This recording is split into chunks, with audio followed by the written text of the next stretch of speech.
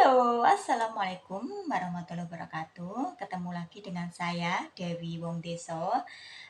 Tetap di channel yang sama, channel yang membahas tentang bagaimana sih caranya agar kita bisa masuk ke Singapura sebagai TKW atau PRT atau pembantu rumah tangga lah ya. Terus apa saja yang kita lakukan di sini sebagai TKW, pembantu? Sebenarnya majikan-majikan di sini tuh nyuruh kita itu kerja apa aja gitu kan. Terus persyaratan apa, data-data apa yang harus kita siapkan untuk mendaftar sebagai calon TKW?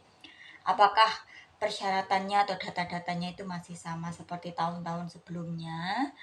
Apakah tahun-tahun sekarang ini ada tambahan, harus ada data ini, harus tambahan ini, kita nggak tahu ya, karena mungkin seiring berjalannya waktu ada tambahan data atau kita nggak tahu ya, mungkin pemerintah Singapura sama pemerintah Indonesia mengadakan sebuah oh ini harus seperti ini gitu. Dan juga apa saja peraturan apa saja yang tidak boleh kita lakukan, tidak boleh kita yang harus kita taati selama kita menjadi TKW di Singapura, dan hak kewajiban apa saja yang kita dapatkan sebagai pembantu rumah tangga di Singapura khususnya ya. Nah, di video kali ini saya mau bercerita sedikit tentang Mbak TKW Singapura yang dipecat oleh majikannya, dipulangkan ke Indonesia karena sudah melakukan kesalahan ya yang sangat fatal. Jadi video kali ini saya akan menjelaskan tentang Mbak Ayu TKW Singapura. Jadi Mbak Ayu di Singapura ini masih belum lama, sekitar 1,5 tahun Mbak Ayu ini bekerja di majikan satu ya. Artinya Mbak Ayu ini belum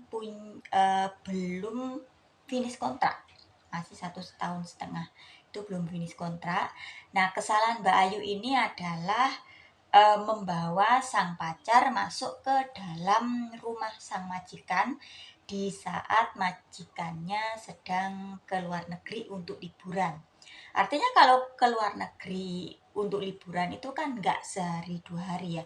Mungkin paling paling cepat itu 5 hari. Apalagi kalau seandainya keluar yang jauh itu bisa 1 minggu, itu bisa juga sampai 2 minggu. Itu ada juga yang sampai 1 bulan, kita nggak tahu. Dan sang majikan ini kan kalau justru majikan itu kalau ke luar negeri mereka akan lebih intensif ke melihat, lebih was-was mengawasi pembantunya, karena bagaimanapun pembantu itu kan bukan anggota keluarga, ya kan. Terus mereka mempercayakan rumahnya kepada seseorang yang bukan anggota keluarga, pasti kan akan lebih lebih lebih was-was gitu loh, lebih oh ngapain aja pembantuku di rumah ini gitu kan, ini bisa dipercaya apa enggak kan, kita kan seperti itu kan pemikiran kalau kita sendiri ya, kita kita meninggalkan rumah dengan orang yang tidak tahu sebelumnya, ya tahulah cuma kan belum, tidak ada keluarga, ini gimana nantinya rumahku gimana gitu kan.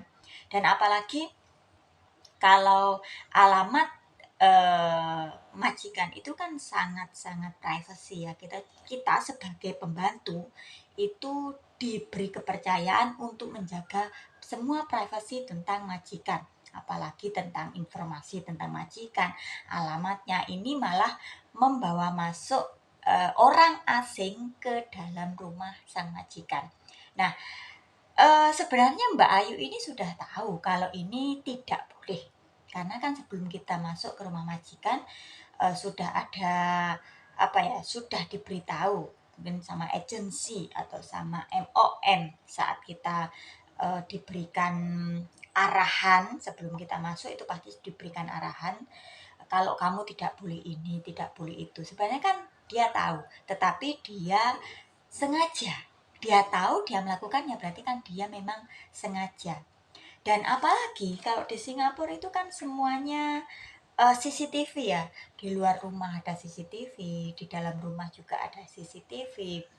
Bahkan di satu ruangan pun juga biasanya ada CCTV gitu loh, apalagi yang majikan yang benar-benar protektif itu, wah, satu kamar, kadang kamar pembantu pun juga dikasih CCTV, jadi tidak ada apa ya, kadang itu sampai pembantu tidak punya ruang gerak, ruang bebas sendiri gitu loh.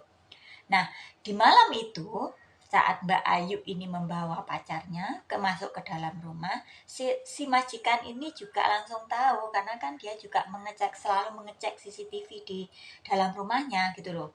Terus si majikan ini akhirnya langsung menelpon polisi, dan polisi datang menggerebek, membuka pintu secara paksa dan membawa Mbak Ayu ini ke kantor polisi untuk diproses, ditanyai, dan ya intinya ya Mbak, sebagai apa ya, sebagai kayak tersangka gitu loh. Jadi ya apa, memang sengaja melakukan kesalahan yang memang sudah diberitahu sebelumnya. Nah, terus si polisi ini juga menelpon majikannya, tapi keadaan majikannya masih di luar negeri. Jadi sama majikan sudah tidak mau lagi memecat dia di hari itu, di malam itu.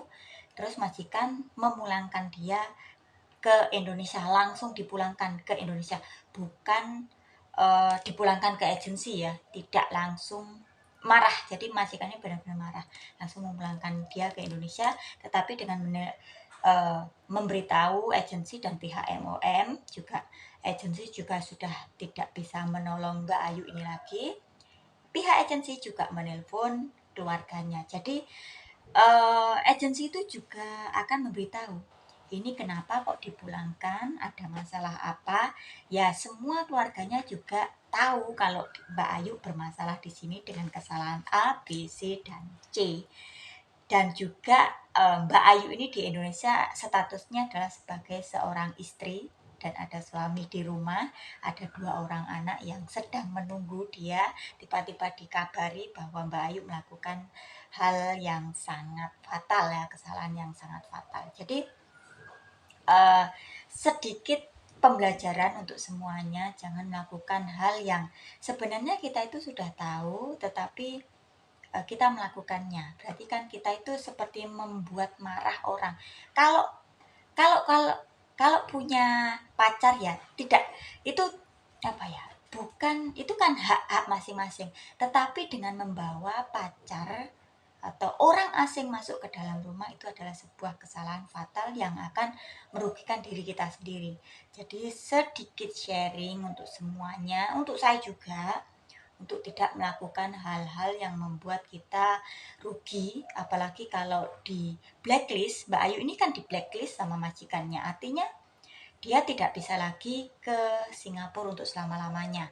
Dia sudah menyalahi aturan dan apa ya, melakukan sebuah kesalahan yang tidak bisa dimaafkan, karena kesalahan-kesalahan seperti ini itu sangat fatal di Singapura. Singapura itu kan negara yang sangat sangat disiplin ya, tertib ya. Jadi kalau tidak ya tidak.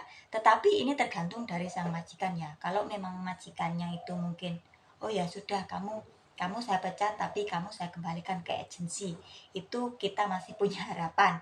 Tetapi kalau sudah di blacklist, tidak ada yang bisa menolong, bahkan agensi pun juga tidak akan bisa menolong. Jadi tolong hindari untuk hal-hal seperti ini. Jadi kasus Mbak Ayu ini untuk pembelajaran untuk kita semua. Semoga video saya bermanfaat untuk semuanya dan juga pembelajaran untuk kita semuanya. Jika suka dengan channel saya, jangan lupa subscribe, like, share, dan komen. Semoga kita bisa bertemu di video-video saya selanjutnya. Dan jika ada yang mau bertanya kepada saya, tulis di kolom komentar ya. Nanti saya akan coba untuk jelaskan atau saya buatkan video. Bye-bye.